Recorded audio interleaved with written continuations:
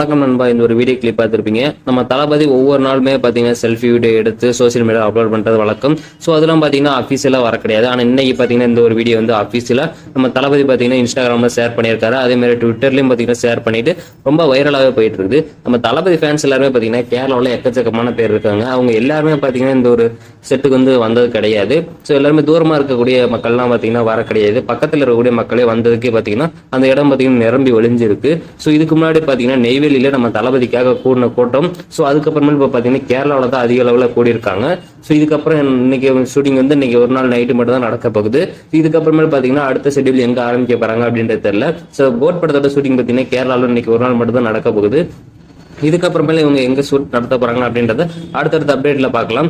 So இதான் நம்ம விஷயம். இதை பத்தினா உங்களோட கருத்துக்களை கமெண்ட் பாக்ஸ்ல சொல்லுங்க. அப்புறம் நீங்க நம்ம சேனல் சப்ஸ்கிரைப் பண்ணாம பார்த்துருந்தீங்கன்னா மறக்காம போயிட்டு சப்ஸ்கிரைப் பண்ணிக்கோங்க. நம்ம சேனல்ல இது மாதிரியான தளபதி பத்தின புதிய அப்டேட் தொடர்ந்து அப்லோட் பண்ணிட்டே இருப்போம்.